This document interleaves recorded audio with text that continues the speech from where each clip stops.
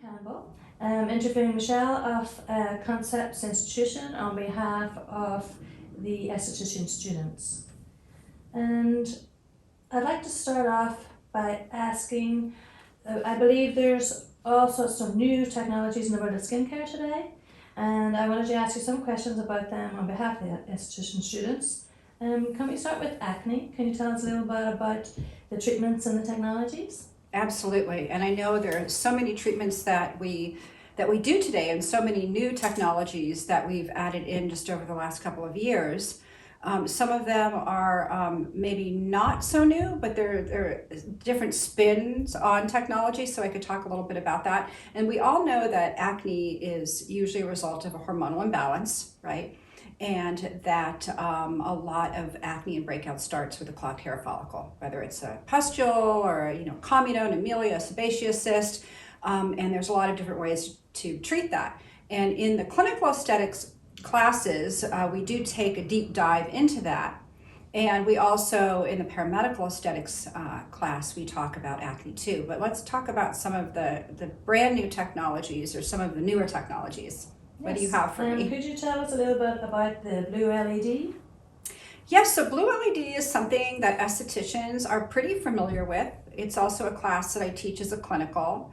The blue LED uses the blue light, which has a wavelength of, in the 400 range. And what happens is that blue light, when you use it on the skin, it penetrates the skin and it resonates with a chromophore, a color molecule in the skin, that absorbs this blue wave. And something very interesting happens when that occurs is it actually releases oxygen. And when it releases oxygen, it can kill both propioni and or certain types of staph bacteria, and that is the type of bacteria that's in pimples. So I think that's something that is a great addition to everyone's acne treatment. If you don't have it, I would recommend going that direction. So yeah, blue LED, there's a lot, and I know people too are a little worried about, they hear about like blue light that comes from your device, maybe your computer or your screen. And that type of blue light, the wavelength is a little bit shorter than what we use in blue light therapy. So that can be a little bit more destructive. We hear sometimes, they'll say, oh, can it cause skin problems or eye problems? That's usually what they're talking about. But the blue LED has a longer wavelength.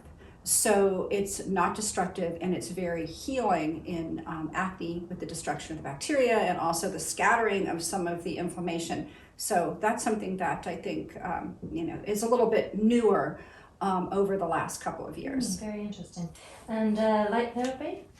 Yeah, so light therapy, I know a lot of estheticians, depending upon their state license, may not be able to use light therapy. Light therapy would be like an IPL or a BBL, where it's a little bit more aggressive than blue LED. And it can use the entire spectrum of light, from visible light, from violet through blue, green, amber, red, sort of everything in between. And so it is utilized as far as the skin in pretty much the same way as the blue LED. It creates oxygen in the skin if you're using the blue phase of things.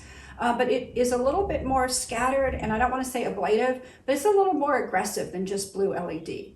I know a lot of the estheticians can't use that within their scope of practice, so it's really important to make sure that you find out from your state board what you can and can't use. But that is something that is a little bit newer that has been added to acne treatments today, which I also think is great. So like after an acne treatment, after extractions, this is something that the technician, either the blue LED or the light therapy, is something that would be added in.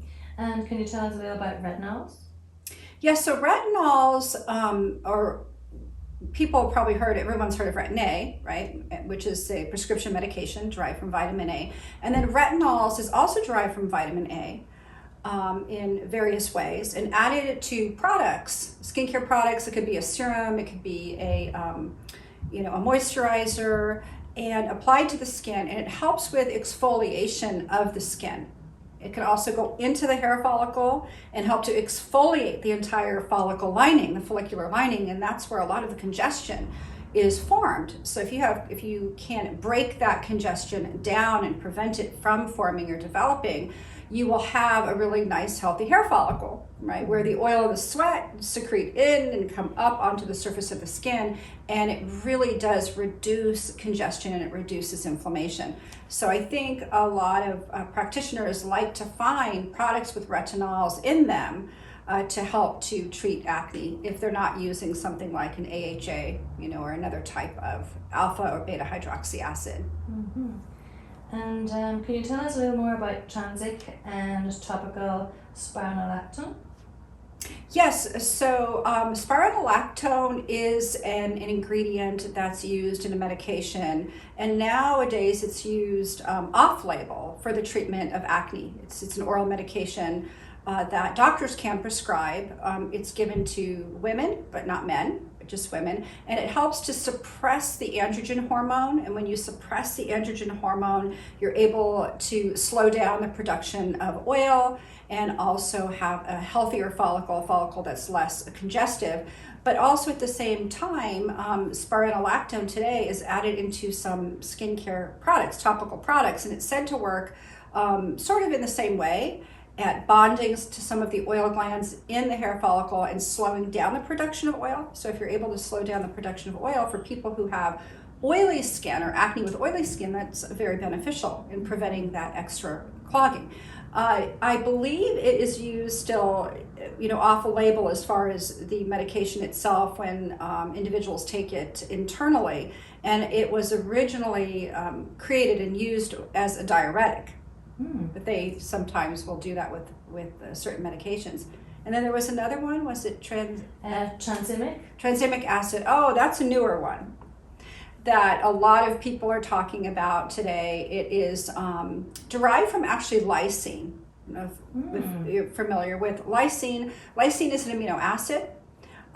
It is an ingredient that can act as a melanogenesis inhibitor, so it helps to block the production of hyperpigmentation, or slow down, I should say, the production of hyperpigmentation. It also has an acid functional group, so it has a little bit of an exfoliation to it. It's also very rejuvenative, but they do add that ingredient to a lot of the skincare products today as well. Wonderful. And can we move on to anti-aging? Yes, of course. And microcurrent? Yes, so anti-aging is such a big deal in the aesthetics world, for dermatologists and plastic surgeons and cosmetic nurses and estheticians alike. And there's been a lot of advancements over the last couple of years, and I'm glad that you asked me about this. And I know we do have a class called Microcurrent Anti-Aging, which really hyper focuses on microcurrent and anti-aging. But sure, so you wanted to hear first about the microcurrent itself? Mm-hmm. Yes, please. Okay, so microcurrent is a modality that releases a type of energy that resonates with the body's own natural electrical system. And the way that it works on the skin, for the skin and also for the muscles, is this electric energy goes into the tissue. So it's really multifaceted. It does lots of different things. But it goes into the tissue and it's absorbed by a little cell called a fibroblast. And the fibroblast cells are in the dermis. And the fibroblast cells are the cells that create collagen elastin, and also an ingredient called glycosaminoglycans, which is an ingredient that has the ability to hold on to water. So if you look at a baby's skin has a lot of collagen elastin, and that's why it's nice and plump and tight. It also has a great deal of glycosaminoglycans, and that is why it is so plump, like a little grape, versus a raisin, and where someone has more elderly skin has a lower level of glycosaminoglycans. So when you're using the microcurrent on the skin, the energy goes into the tissue. It's able to be absorbed into the fibroblast, and it's able to trigger the fibroblast to help activate ATP, right? And also to help trigger the production of more collagen elastin, which is good for anyone who wants, anti-aging, right? Because elastin, we all know, gives the skin its tightness, right? Collagen gives the skin its plumpness, and glycosaminoglycans gives the skin its ability to hold on to water. So that's one thing, just one thing that microcurrent does, right? It produces, or I should say it activates the fibrocyte to become a fibroblast, and then it blasts out more of all of these great constituents. And then another thing that microcurrent does is it has the ability to be absorbed into some of the deeper nerve endings, which triggers the muscle to contract. And so if this helps to contract muscles, like the superficial muscles, the insertion muscles, it's almost like working out, right? Exercising your muscles. Over time, it helps to retrain these muscles, tone them and tighten them. So it really does look like almost the patient, after a period of time, it looks like they have a little facelift. Of course, in really serious conditions, it's not going to work as well. But for someone who has some minor laxity or not great laxity, maybe like myself, where there's still hope, it could tighten up the jawline a little bit, or tighten up around the eye area a little. So that's another thing it does. It helps to strengthen and tighten muscles. Another thing that microcurrent does is it helps in the penetration of both water-loving and oil-loving ingredients. So if you have a really great product on the skin and you want really deep infusion into the skin and you use microcurrent, you're going to get deeper penetration than if you were just to apply it topically. It's another thing microcurrent does. And then that's not all though. It also helps to increase circulation, which brings, blood to the surface of the skin. And of course, if you have circulation, it's also bringing nutrients and water and oxygen to the skin, which is also always really important. And lastly, it can provide a little bit of lymphatic drainage. If you take the modality and you have your two probes and you're draining, laterally on the face, and that is the way that lymph moves in the facial area, right? Lateral and inferior. It actually helps to move some of that swelling, some of that interstitial fluid out of the facial area. And it relieves, pressure and discomfort. It's very detoxifying. And of course, it makes the skin look better because you're less puffy, right? You're less edema ridden. So this is a treatment that we do teach in the clinical aesthetics class. And it is also something that you can add into all of your anti-aging facials. And generally we do this, procedure twice a week for 6 weeks, and then once a month thereafter, just to kind of keep everything up. Wonderful. And Michelle, can you tell us a little about radiofrequency treatments? Yeah, so radiofrequency. Radiofrequency is a part of the electromagnetic spectrum, one of those waves that the sun emits naturally, but manufacturers have found a way to build it into machines. And basically its main function is to heat the dermis, right? Is to penetrate the skin, heat the dermis. All of the estheticians know in the dermis there's many different cells and constituents. And when it heats the dermis, it heats the, you want the RF, the radio frequency, to usually get up to about 45 Cs for a period of time. And not too hot because you don't want to burn the skin, but just hot enough. And then the skin, the body kind of acts as it is being traumatized. I don't like to use the word traumatized, but it's kind of a control trauma. So the body then wants to defend itself. And when the body defends itself, the fibroblasts start to produce more collagen elastin. In defense of the heat, it starts to produce more collagen elastin and glycosaminoglycans. So over time, if you're adding these modalities to your treatments, I know doctors can do these treatments and nurses much deeper and also stronger. You need to check with the estheticians, need to check with their state board, because not every state board, like the California State Board, doesn't allow estheticians to perform RF or radio frequency. But that's what it does. It helps to stimulate collagen elastin. Like a lot of these modalities do, stimulates collagen elastin. And the reason why collagen elastin again is activated is because you're creating a little trauma on the skin. right? And in defense of itself, the skin wants to defend itself, right? It then produces more collagen elastin as a result. And Michele, can you tell us a little more about ultrasound technologies? Yeah, so there's so many different types of, there's one type of ultrasound, right? Sound waves, moving much faster than even the ear can hear or perceive. But there are different modalities. You know, some modalities are very superficial, and some ultrasound modalities are meant just to help infuse product. Some ultrasound modalities, like those that the doctors use, like Ulthera or HIFU, which stands for high intensity focused ultrasound, those are meant to, again, heat the dermis, right? Create that controlled trauma on the dermis, thereby activating fibroblasts. A lot of this is, we're always chasing the fibroblast, trying to activate the fibroblast. And so that's just another way to use ultrasound. And these are not usually in one machine or one modality. There are different types of ultrasound modalities that you can purchase. There are some ultrasound modalities that will help to, work on the fat cell, the hypodermis, and implode, if you will, implode the fat cell, causing the fatty acids and glycerols to leak from it, so that it helps to create the apoptosis, which is cell death, fat cell death, and they eventually go away. You eventually pee it out, urinate it. So there's lots of different types of ultrasound therapy depending upon the modality that you have, but it's really important to get the correct training so that you make sure that whatever modality you're using, that you're using it correctly and safely. Wonderful. And can you give us some information on the plasma pen? Yeah, so the plasma pen is kind of a hot new treatment today. Not all estheticians can perform it, but I know that a lot of estheticians do.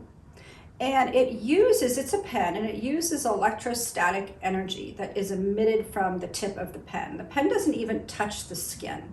This energy is emitted from the pen, and it comes in contact with the ions in the air, the actual ions in the air, and it creates this little arc, a little spark, and then it heats up the tissue of the skin. So afterwards, you see these little kind of brown dots on the skin in the area that was treated.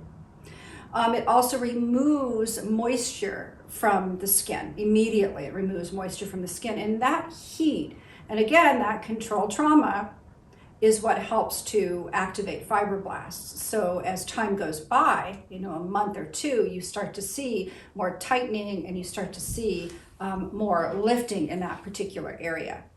Usually the plasma pen is one of those modalities that you use by itself. You would clean the skin, you would treat the skin, and then soothe it.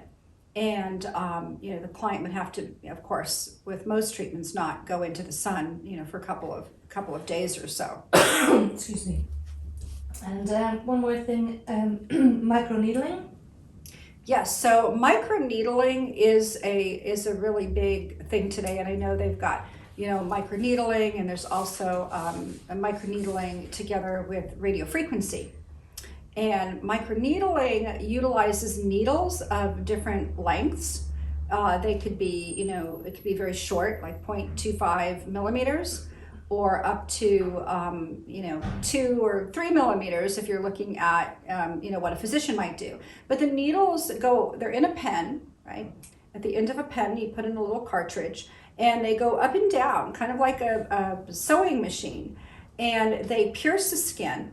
Again, right, these are all kind of like fibroblast stimulators or fibroblast activators, and they pierce the skin, creating that small trauma, right? Sometimes it bleeds a little bit, and that's normal. And that's how that works. And again, there are different lengths. The cartridge has lots of little needles at the end of it, and you can control the depth of the needle depending upon what you place it on, whether it's 0.5 millimeters or 1 millimeter. Again, estheticians need to find out from their state board if this is something that they're allowed to do.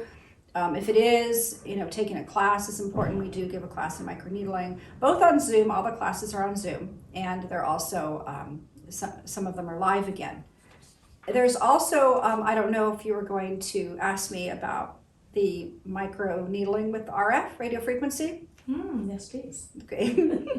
Everybody what? There is newer technology, because now they're wanting to combine technologies together to make them more effective, right? To give them that little extra boost. So now some manufacturers, like the company Scarlett, and I'm sure there are a lot of other companies out there, they use needles with radio frequency that passes through the needle. So you have the benefit of radio frequency, which we just went over, right? And you have the benefit of microneedling. So you kind of have the best of both. And it's said that, often that's even more effective than using them one at a time. They're used together. So yeah, there are lots of different companies that make all of these different, modalities. Wonderful. And can you tell us a little more about the red LED? Yeah, so red LED is, again, a type of light therapy, right, like the blue LED. The red LED has a longer wavelength than blue. It's able to penetrate deeper into the skin than blue. It resonates with the fibroblasts, whereas the blue, remember, resonates with the little porphyrin, the little color molecule inside the bacteria of the pimple. Red doesn't do that quite as well, but its main target, right, is deeper tissue. And it's able to stimulate fibroblasts, but not in the same way. Researchers have found that microneedling or RF stimulates fibroblasts, not in the way that it is traumatizing. It's more of a transfer of energy, kind of like with microcurrent. It's a transfer of energy, right, from microcurrent energy into cellular energy. And in this case, with the red LED, it's light energy into cellular energy, and that's how that works. I always kind of describe it to the estheticians. It's like if my cell phone battery is dead, what does it need? It needs more energy, right? So you've got to plug it in, and you've got to extract the electrical energy from the wall plate, which charges up the battery inside the cell phone, and then the cell phone is more, it's got more energy, right? It's more effective, it works. It's kind of the same thing with the transfer of energy where it comes when it comes to the LED and microcurrent. Very interesting. And light therapy? Yes, so light therapy is similar to what we discussed earlier. Machines that use light therapy would be like the IPL. I know there is a company, there's BBL, but it uses a full spectrum of light, from violet, all of the different colors, from violet, blue, green, yellow, which is amber, red, and it is a little uncomfortable on the skin. It kind of feels like a snapping of a rubber band on the skin. With LED, there's no discomfort. But with light therapy or with IPL, BBL, there's a little discomfort. But the good thing about that is when you're using the full spectrum of light, all of the different light waves resonate with different tissues in the skin. So like with red, you'll get some anti-aging. With blue, you'll get that germicidal effect. With the green in that spectrum, right, that rainbow, you'll get maybe some scattering of melanosomes, which can cause hyperpigmentation. With the amber in that spectrum, you'll get some reduction of redness in the skin. So yeah, light therapies, those types of light therapies are very popular today because they're so, multifaceted. They could do so many different things for an individual. Wonderful. And what about the supplements you can take? Oh, supplements for anti-aging? Mm-hmm. I know there have recently been, some studies done by manufacturers themselves on collagen supplements. And there's so many collagen supplements out there, right, that have different types of collagen 1, 2, 3, and so on and so forth. Collagen, if you break it down to its smallest molecular structure, is an amino acid. And amino acids are what we're made up of, our body, right, our skin, our nerves, everything, we're made up of amino acids. So it's said that when you consume collagen that is able to stimulate ATP, right, in the mitochondria of the cell, to help not just create more tissue and build more tissue, but also it helps to release energy. And the body, just like the body does better with more energy, right? Cells do better with more energy. So I think, I have tested out a couple of different supplements. I would recommend, people trying them at least. There's also another supplement called high hyaluronic acid. And I know everyone knows about high hyaluronic acid when it's used in a skincare product, right? It's water loving, it sits on the surface of the skin, it binds to the water in the air, and it creates more hydration on the skin. But because the epidermis is not water loving, I'm sure I'm sure most of the estheticians know this, but I'll just reiterate, the epidermis is not water loving, it's a little bit more oil loving. Hyaluronic acid in a skincare product is water loving. So one is not miscible in the other. They don't dissolve in each other. So if you're using hyaluronic acid in a skincare product, right, it sits on the surface of the skin. It's not going to penetrate that well, even with the really teeny tiny molecular structure. And it absorbs water from the environment. So you've got this really nice hydrated topical surface without, but not deep hydration. It's said, though, that when you take high hyaluronic acid supplements internally, that it's able to hydrate the deeper tissues of the body. There's just a lot of intermediate type research going on right now, but a lot of the manufacturers will say that they're finding that the individuals that they're testing on have a deeper level of hydration, which is not just a superficial epidermal level, but a dermal level. So that the skin is a little bit more plump on a dermal level. And also it can hydrate, anecdotally, of course, the deeper tissues in other structures as well, not just the skin. And while we're on the subject of skincare, can we ask you about DNA repair, ingredients, copper peptides?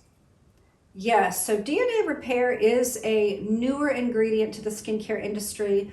I use a product line probably most of my esthetician students know from Neova that contains DNA repair, liposomal DNA repair, so it delivers it very deeply. But it's said that the DNA repair enzymes are able to help with the enzymes within the DNA. As we get older, our body in general, whether it's digestive enzymes or any enzyme in the body that helps to bring about reaction, they are not as, it's not as abundant as it is when you're young. I know for myself, I can't digest a thing without taking, digestive enzymes as I get older.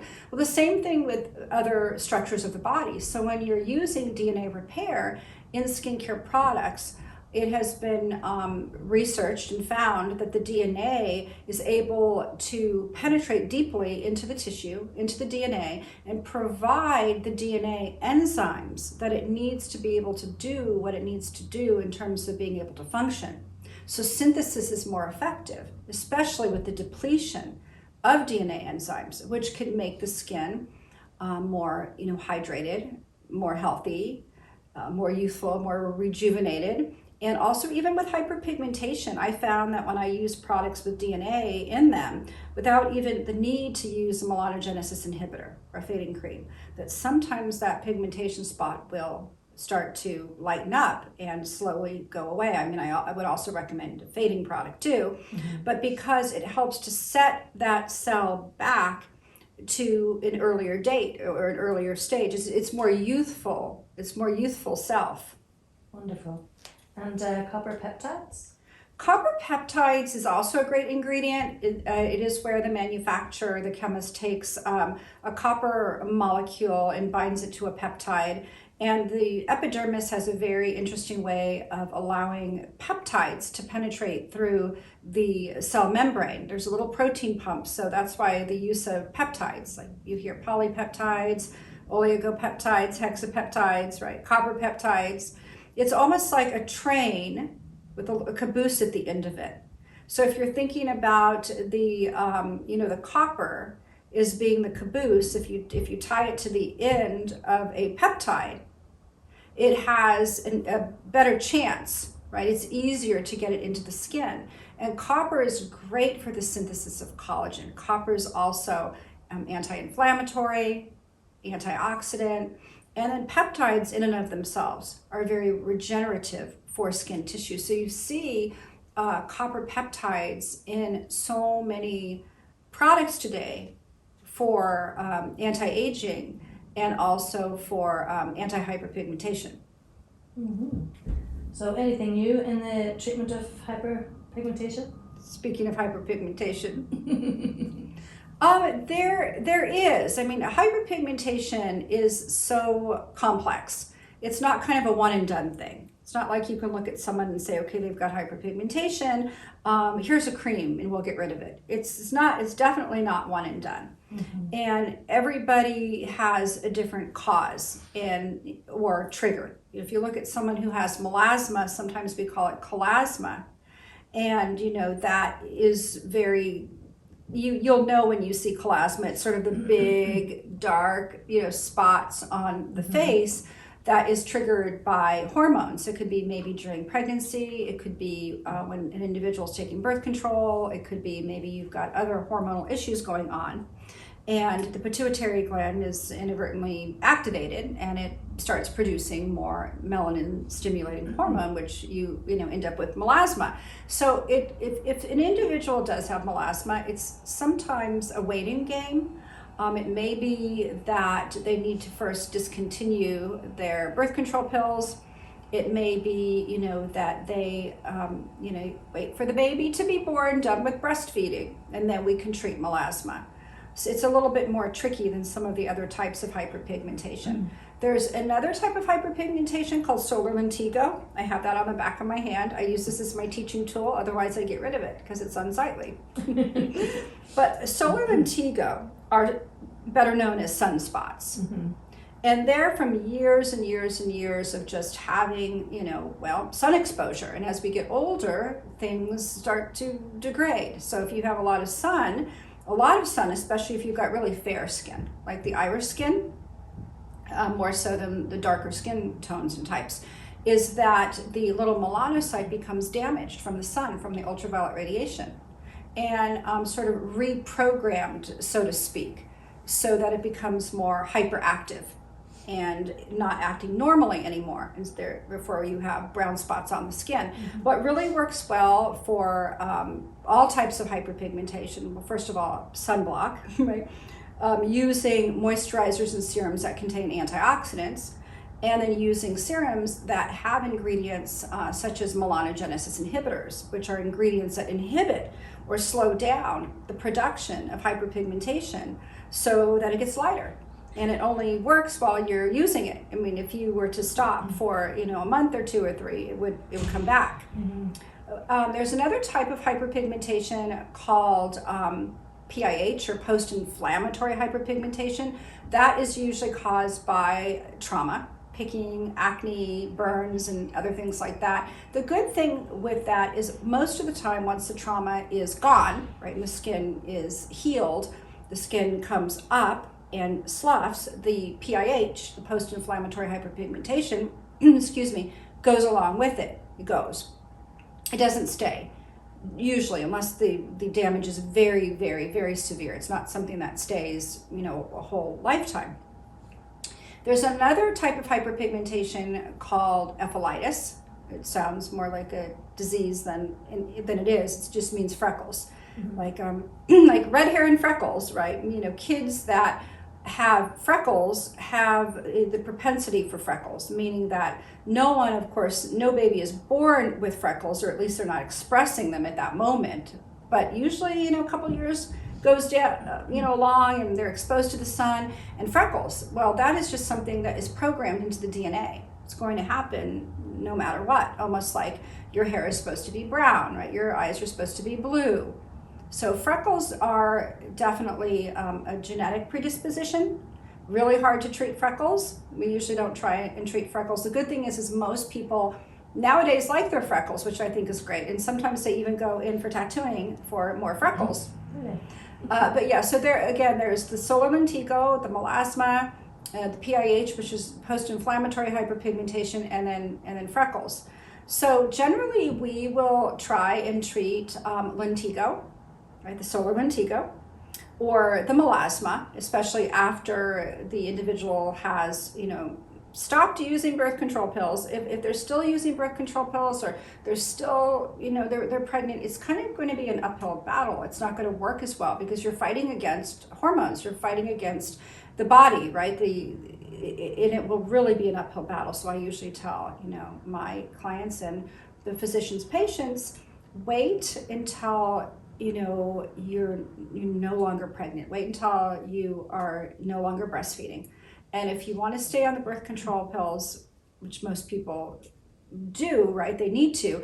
We can still try and treat melasma, but it's going to be tough. It's going to be really tough. So a really strong physical sunblock, moisturizers with antioxidants, and then melanogenesis inhibitors. Melanogenesis inhibitors are ingredients that are put into serums and creams that when you apply to the skin, they penetrate deeply into the tissue and into the little melanocyte, right, into the melanin cell, and interfere with it, disrupt it, block it from being able to create the color so quickly, in the first place.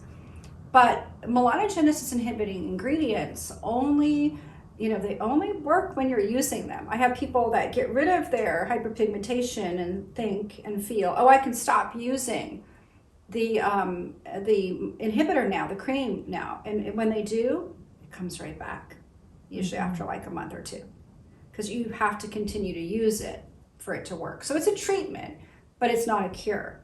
Mm-hmm. Mm-hmm.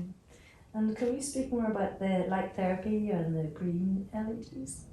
Oh, the green LEDs for hyperpigmentation.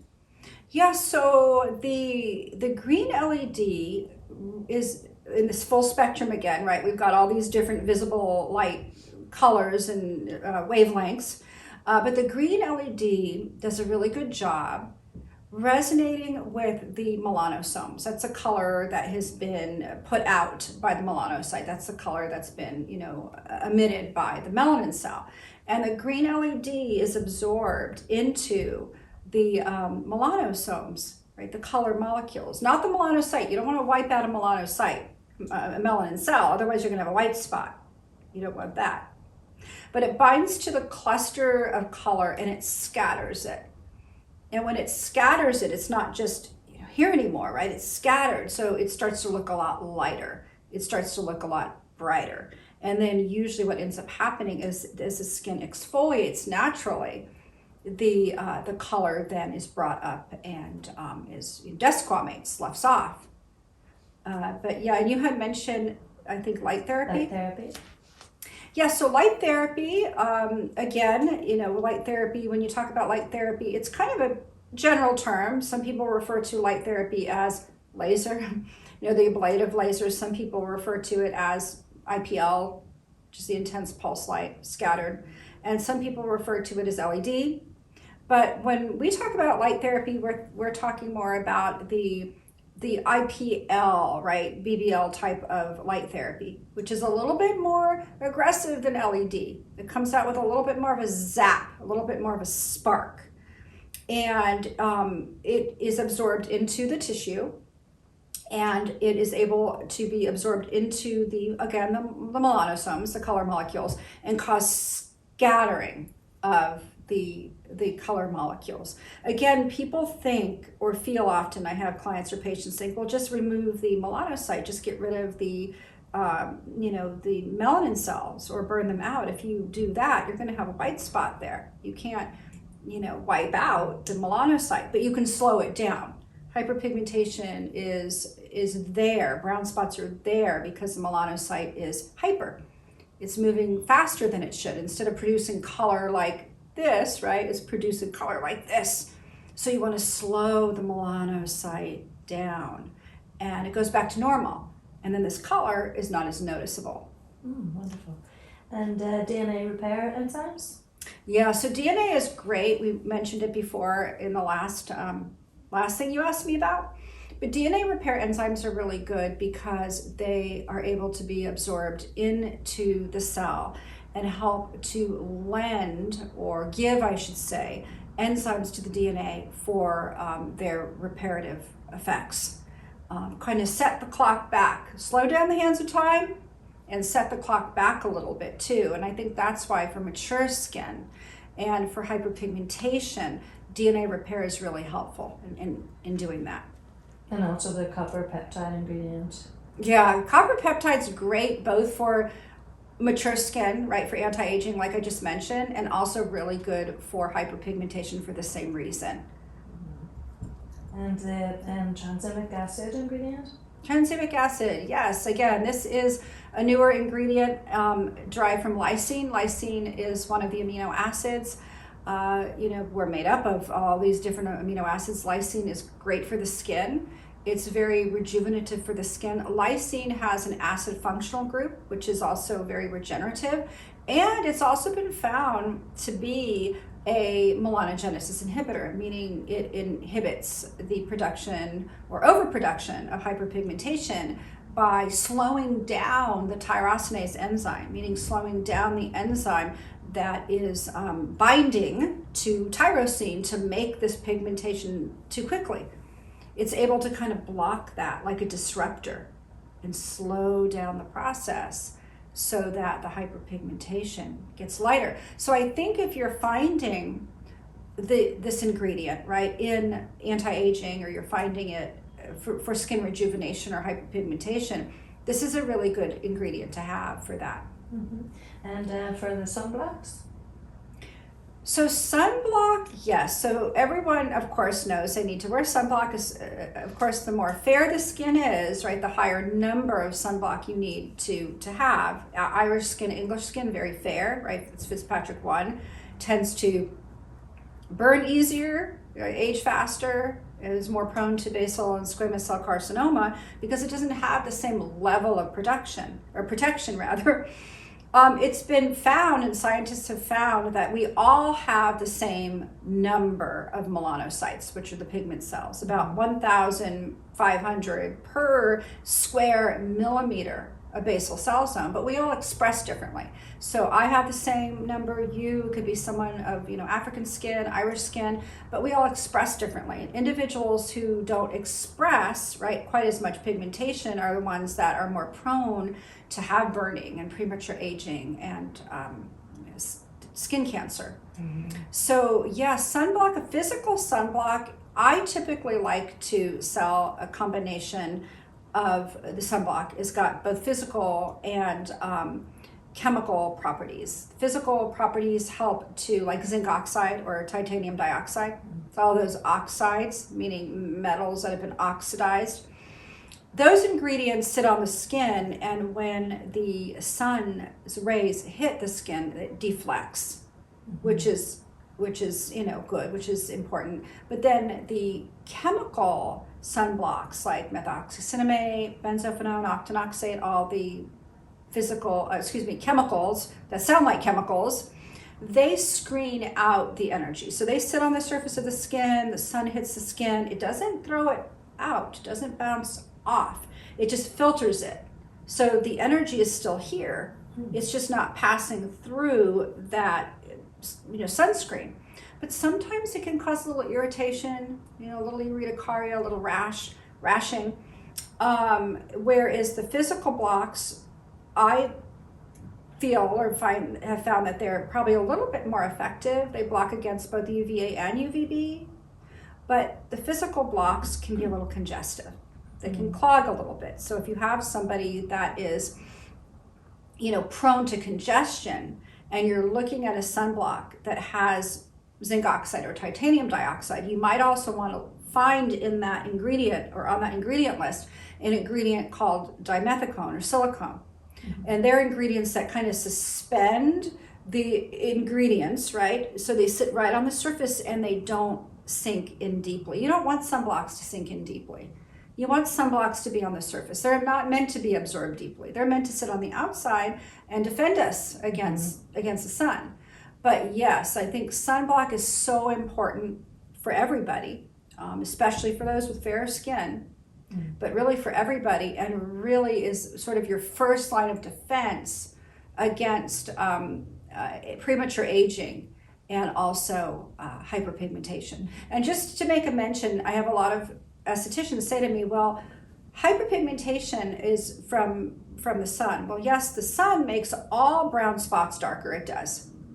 but there are different original or initial triggers to hyperpigmentation. So you can't bucket them all and just say, oh, it's hyperpigmentation, here's a cream, right? So there's the hyperpigmentation that's caused by excessive sun, like solar lentigo. There's hyperpigmentation that's caused by hormones, like the melasma. There's hyperpigmentation that is more, you have more of a genetic predisposition to it because the skin is fair and thin and delicate, like with, red hair and freckles. But yeah, the sun will make all hyperpigmentation worse. And do you believe that there are different factors? The SPF makes a difference whether you're wearing a 30 or a 50 or a 70? That's a really good question. Now, chemists say anything above 50, you just got more chemical because there's not that many hours of sunlight in a day to really justify it. But here's the thing, when you're looking at a sunblock and you're like, oh, what should I get, an SPF 15? Should I get a 25? Should I get a 30? A lot of people think that means percentage.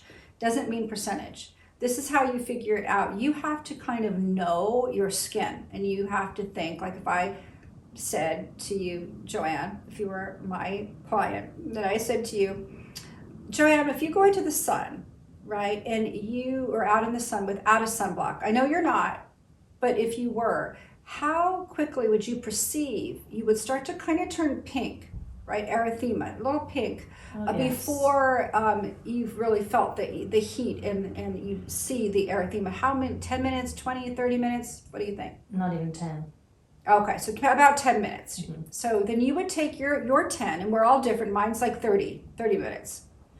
And yours is 10 minutes. So then you would say, okay, what number sunblock do you use? 20, 30, 40? 45.